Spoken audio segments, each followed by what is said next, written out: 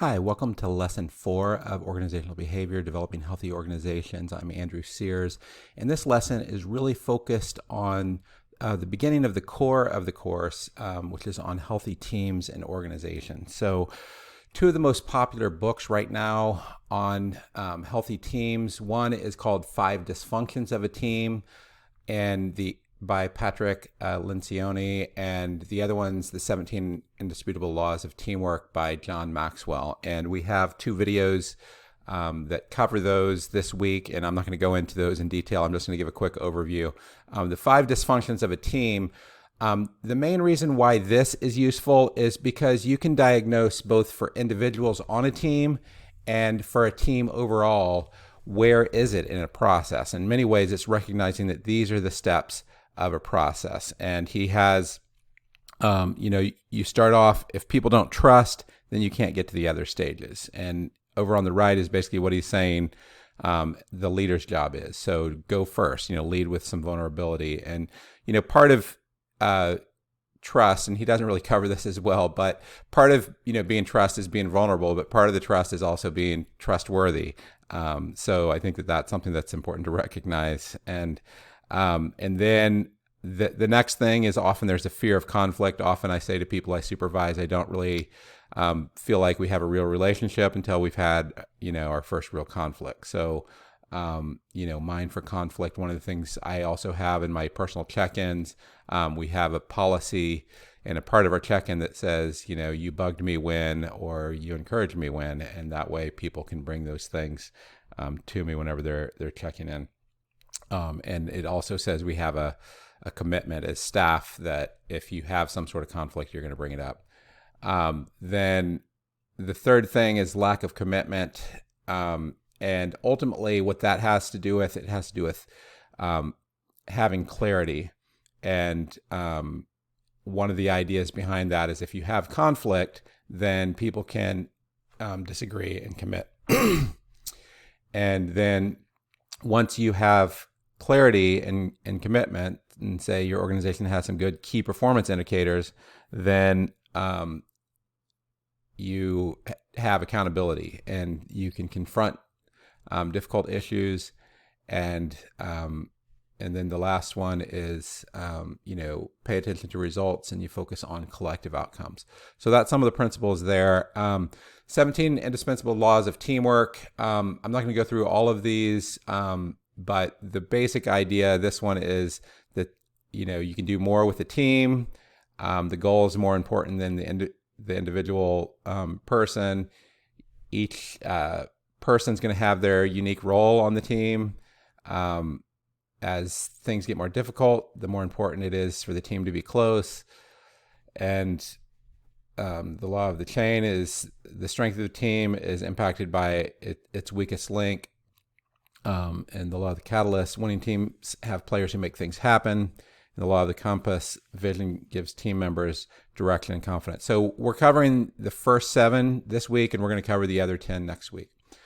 So that's just an overview. Those videos are going to cover that better. And this is also going to complement your textbook because this provides very practical kind of summary, whereas the textbook goes into much more detailed theory.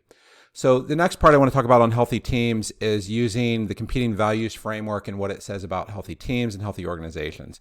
Basically, what the competing values framework, it says, if your organization gets too far in any one direction, then you're going to have dysfunctions, and it has characterization. So one, it calls, if you're too much in the collaborate quadrant, then you might have too much discussion, unproductive participation, emotional dominance, and individualism. And it says there you'll have a slow death, and it calls it the irresponsible country club. So you can imagine a country club that is only about serving its members. If this happens in the nonprofit sector, though, often it can be you are so focused on serving the clients that you burn out from lack of resources or lack of funding. You have a culture that's so close to the clients, but you don't have a culture that can relate to funders.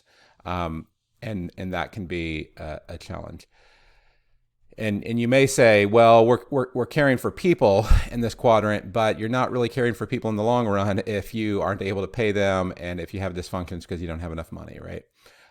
So the other one is on the create, and here, if you're, and this is the tumultuous anarchy. Sometimes you hear of this of startup companies, but also it could be, I have been a part of Pentecostal / charismatic churches that basically said any rule is a bad rule, right? And what you can have is ungrounded vision. Our church is going to grow from 100 people to 10,000 people in 1 year, and there's no plan. And you have this phrase called the program of the week. That each week we have the newest thing that we're going to do for the next 10 years. And then next week it's something else. And, I've often heard some of my Pentecostal friends say, we're following the Spirit, but it sure seems like the Spirit keeps changing its mind. Is what the phrase is. So, and there the problem is if you don't have enough of these policies over here and the controls and risk management, and you don't have any rules, then you can have risk of fraud, financial mismanagement, sexual abuse and misconduct. And I'm not saying that if you're in that quadrant, that's going to cause that. What it's going to do is if you have hundreds of kids and hundreds of staff and you don't have rules to protect people, then that's going to create risk. And that ultimately is going to hurt clients and can hurt you, risk from lawsuits and government investigations. So in the compete quadrant, if you're too focused on that, this is usually people get this one pretty quickly. That's burnout from drivenness. But often I've seen that where I've seen a lot of very well-established nonprofits, somewhere between $5 and $20 million. And they start to secularize because what they do is they start to hire people who all have advanced degrees and who haven't really been trained in this collaborate quadrant, the ministry. And then the dominant culture shifts from this ministry culture into the compete culture. And all of a sudden, you say, why do we need to have deep Christian integration? And most people don't. And then the other challenge that you can have over here is that, I've also seen plenty of very large nonprofits that are, 98% white and 90% male in their leadership. And that starts to become a problem if their stated mission is to serve the local community, and the local community is predominantly low-income Black and Latino, right? And I'm not, doing any white bashing or anything, but I'm just saying that if that's your mission, you need to be thinking more about demographics, and then you can be inaccessible to more relational cultures if you're too focused on this. So,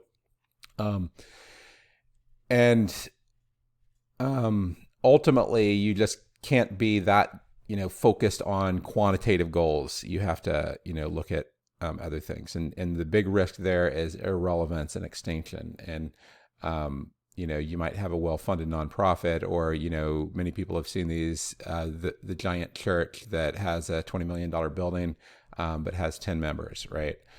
So that can be problematic. So, and then the last one is if you're too focused on the control, that he calls the stifling bureaucracy, and there you could have a catastrophic failure. So a lot of the big companies that end up getting disrupted, the mainframe companies that got disrupted by PCs, and then some of the automobile manufacturers that got disrupted because they couldn't innovate. And you have this slow death from cultural relevance and decline, and accessibility to flexible cultures.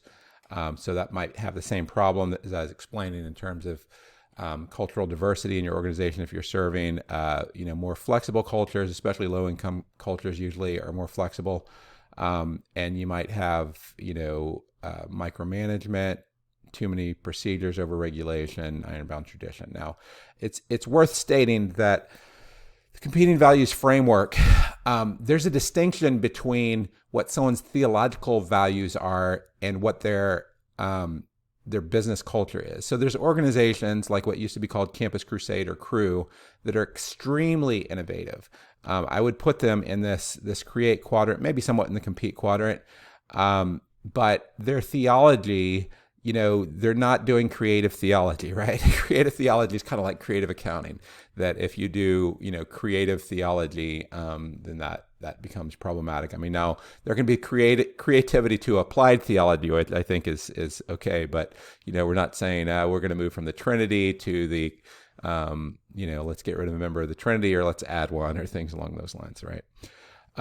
So the idea is you want to have balance to be healthy, but you also want to have balance that fits your market, and fits your mission, your objective, your environment. And what's happening in a lot of the world, and this is for a lot of nonprofits, is they've been in a world that was very stable, and they're moving to a world that is not as stable. And honestly, they've been in a world that is largely, white European, and that is, and they're working globally, where globally there's more flexibility, and there's more diversity often, and just in the business world things are changing. So that's a big shift. But whatever your mission is, it may vary on which direction you need to go, and a lot of it depends on your individual organization.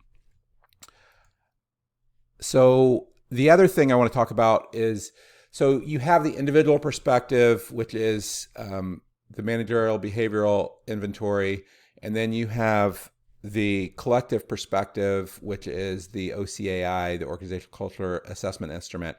But then you also could take a departmental perspective. And the problem that happens in most organizations is each department becomes its own silo, and everyone in the department has the same complaint with the organization. And basically the complaint is, if you have a department, then you have a group of hammers, essentially. And if everyone's heard the law of the instrument, if all you have is a hammer, everything looks like a nail. So lower level managers only value the culture of the department. So if you are in sales, it's all about, we got to get stuff done. This organization's not focused enough on the bottom line. And if you are in, say, accounting, then you might say, this organization's always taking risk. People aren't paying attention to the procedures. And if you're an entrepreneur, you might say that, there's other problems. So the big difference between lower level managers and upper level managers is that lower level managers only value the culture of the department, where upper level managers will value the culture of the organization overall. And we talked about a key way of thinking about this is you're going to have deep skills in your dominant quadrant, but you want to have broad skills in the other three quadrants. So we call that being T-shaped as a senior manager. And ultimately, that's a lot of what your education is about, is to deepen in one dimension and then broaden so you can understand the other perspective. So let me talk about what that might look like. And in your project this week, we're going to have you compare your individual, department, and organizational competing values map. So what this might look like if you did an OCAI in a human resources department, or say if you're in a nonprofit organization, your programs, this is probably what it's going to look like. You're going to have people who are very relational. This is also would be like what pastors are, right? Most pastors are. They're going to be very relational, and all the pastors are going to agree that what's wrong with the world is the world's just not relational enough. And that, so that's the basic. And then the operations people are going to get together and they're going to say, if we just had procedures, if we just had policies, if we just could make everyone 100% compliant, then everything would be optimal. And this is what their culture might look like if you just did a survey within operations or accounting division, your compliance division. And then if you're an entrepreneur or new product program or business development function, you might have something that looks like this. And you're saying all we need to do is just be more creative. And then if you're sales, marketing, or fundraising, then what you're going to say is all we need to do is increase our revenue, right? So what the final or what the major project's going to be this week is it's going to be an analysis project, and you're going to compare your personal preference, and that's the management behavioral profile, with the departmental and organizational. So this is just an example. So this person, if you look at their personal profile, their dominant characteristic is create, and then their secondary is going to be compete.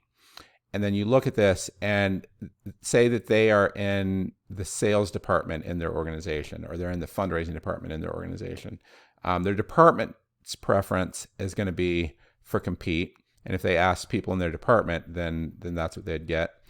And then their organization, this might be what their organization looks like. So their organization, the big picture of their organization is it needs to be less creative, more in the compete quadrant, and more in a hierarchical quadrant.